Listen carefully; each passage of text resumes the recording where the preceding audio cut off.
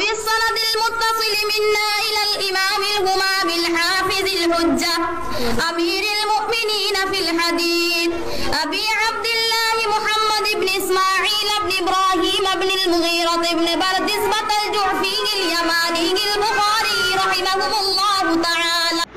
মায়েরা আমার, বোনেরা আমার, ফেরাউনের চরিত্র আমি এজন্য বলছি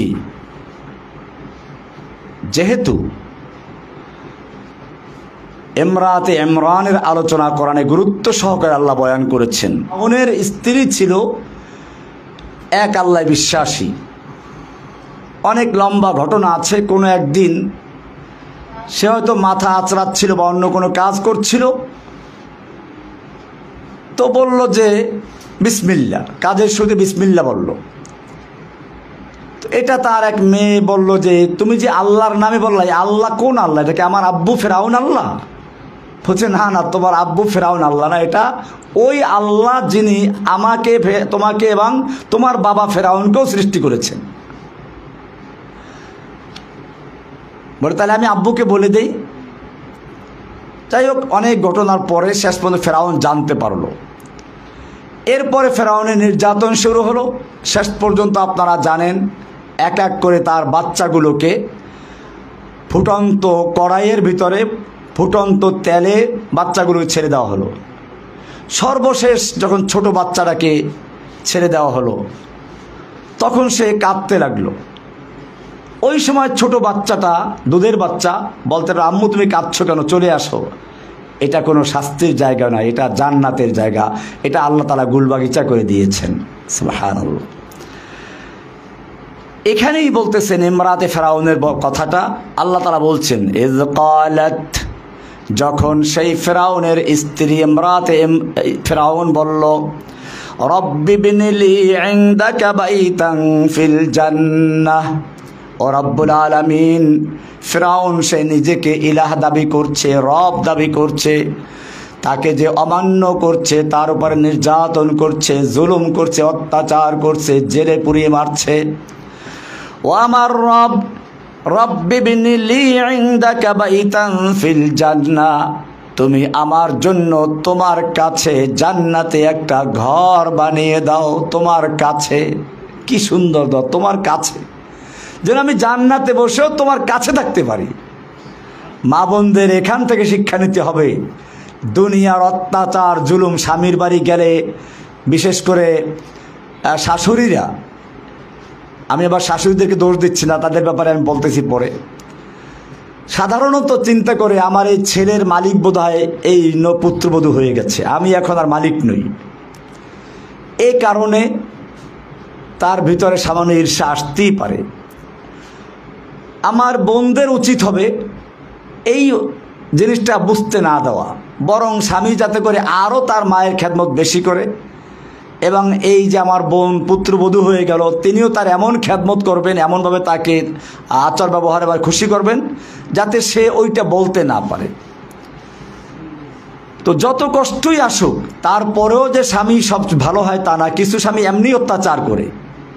ফেরাউন ওরকমই একজন ছিল, তাকে দিয়ে উদাহরণ দিচ্ছেন যে এরকম স্বামী যদি পড়ে তাহলে কি করবে?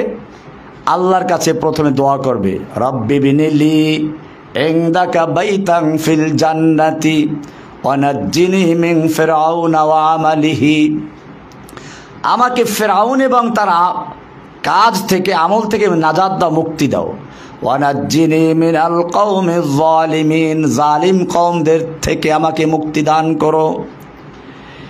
এরপরে এই সূরারই সূরায়ে আত-তাহরীমের শেষের দুই আয়াত 11 এবং 12 নম্বর আয়াত।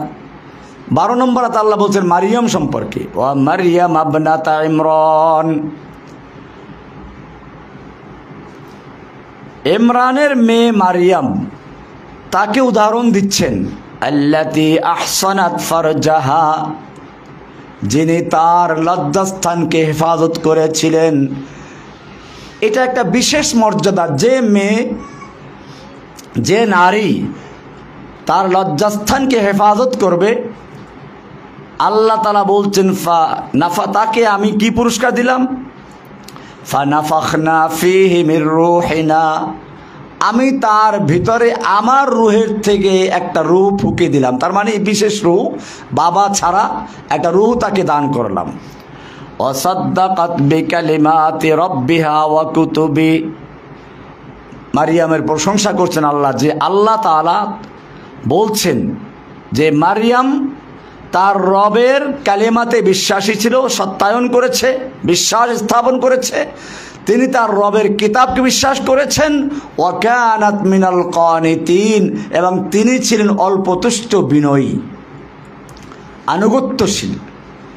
এখানে নারীদের কয়েকটা চরিত্রকে আল্লাহ তাআলা তুলে ধরেছেন, যেগুলো আপনারা ইতিমধ্যে বুঝেছেন।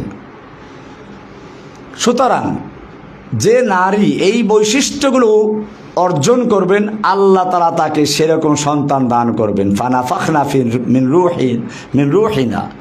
এখানে আল্লাহ তাআলা বুঝাচ্ছেন যে সকল নারীরা নিজের সম্ভ্রম, নিজের ইজ্জত সম্মান রক্ষা করে চলবে, আল্লাহ তাকে এরকম মারিয়ামের মতো নেক সন্তান দান করবেন।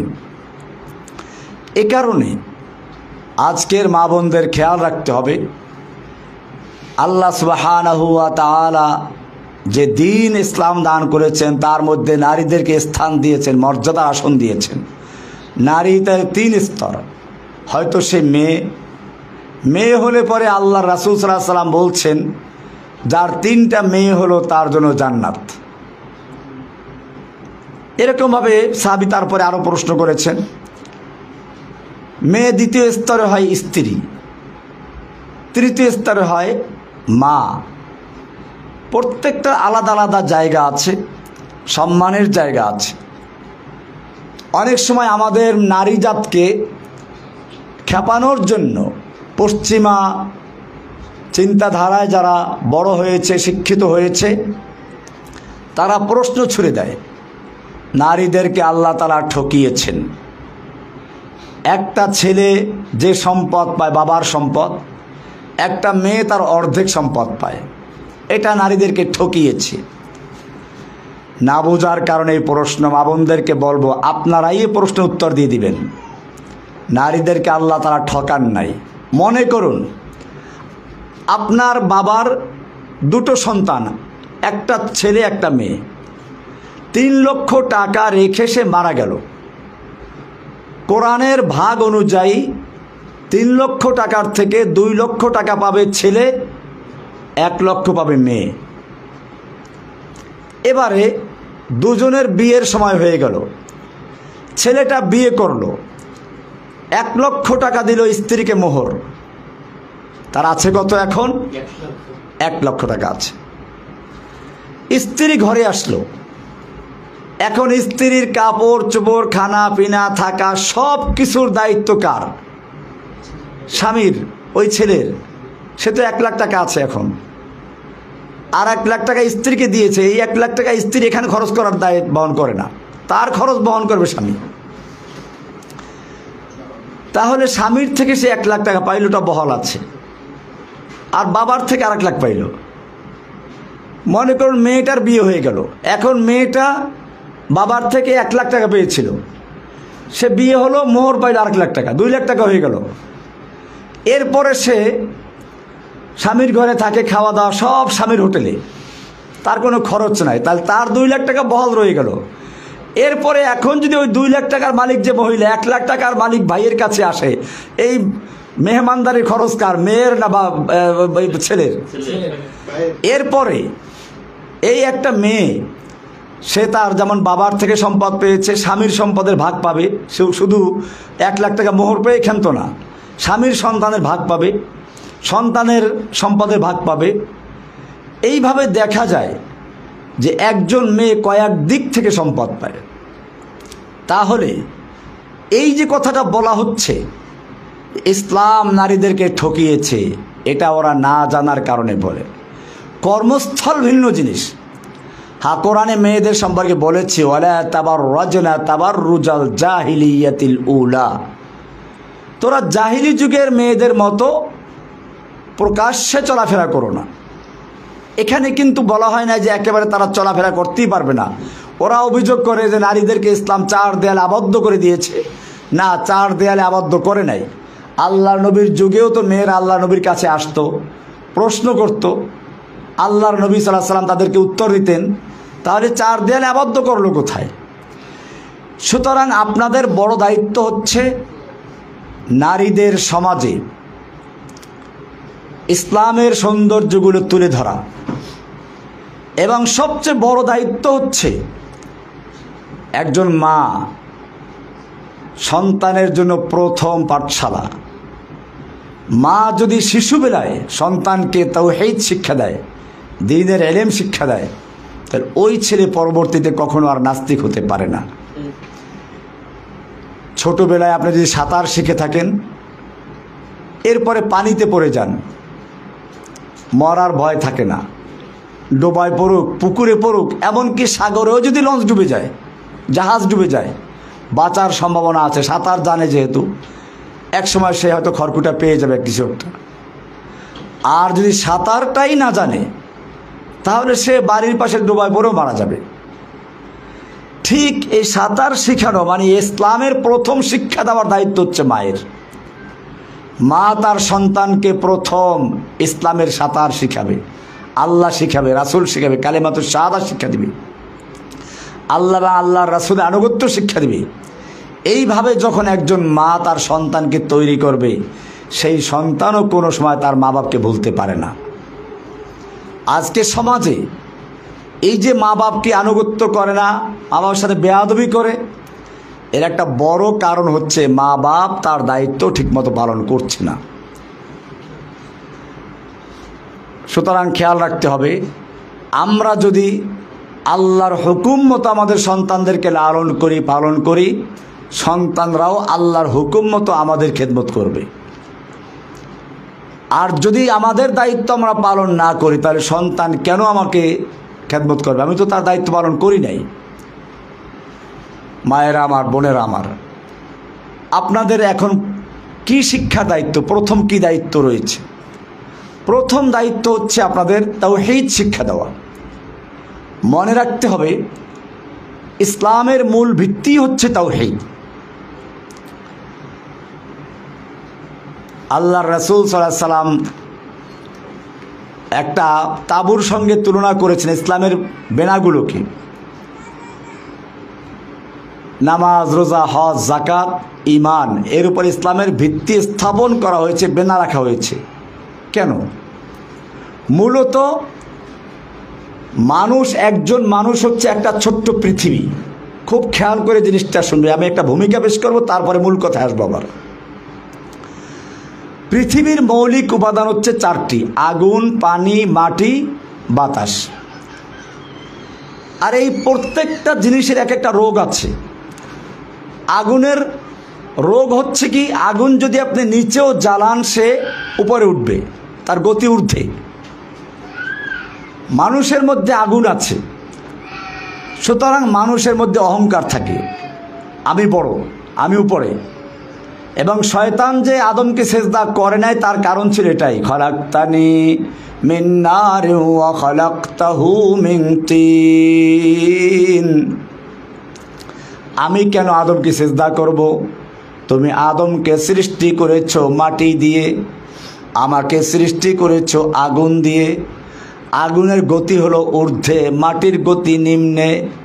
সুতরাং যুক্তির কথা হচ্ছে, আগুনের সামনে মাটি নত হবে, মাটির সামনে আগুন নয়। যুক্তিবাদী, প্রথম যুক্তিবাদী হচ্ছে শয়তান। প্রথম যুক্তিবাদী কে? আল্লাহর হুকুমের সামনে বিরুদ্ধে যে ব্যক্তি প্রথম যুক্তি পেশ করেছে, শয়তান। সুতরাং বোঝা গেল, যারা আজকে বলে ইসলাম নারীদেরকে ঠকিয়েছে, যুক্তি পেশ করে, তাদের প্রথম গুরুকে? এরা সব শয়তানের মামা, শয়তানের শিষ্য। তো আমি বলছিলাম যে মানুষের মধ্যে আগুন আছে, আর আগুনের বৈশিষ্ট্য হচ্ছে অহংকার। সেজন্য শয়তানও অহংকারী হয়েছিল, মানুষের মধ্যে অহংকার আছে।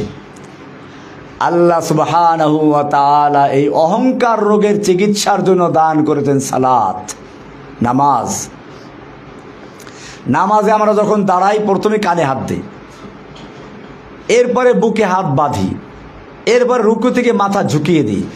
এরপরে সেজদায় গিয়ে আমরা মাথাটাকে মাটির সঙ্গে মিশিয়ে দিই, যেন প্রমাণ করছি নামাজের মাধ্যমে কি আমি তো মাটির মানুষ। মিনহা খালাকনাকুম ওয়া ফিহা নুঈদুকুম ওয়া মিনহা নুখরিজুকুম তারাতান উখরা।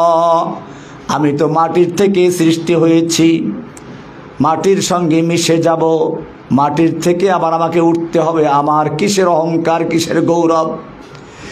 এইভাবে যখন একটা মানুষ নিজেকে মাটির সঙ্গে বিলীন করে দেয়, মাটির সঙ্গে নিজেকে মিশিয়ে দেয়, নিজেকে মাটির মানুষ রূপে প্রমাণ করে, আর এভাবেই যখন সে হয় তখন তার মাধ্যমে অহংকার রোগ দূর হয়ে যায় এবং সে সত্যিকার মানুষে রূপান্তরিত হয়ে যায়।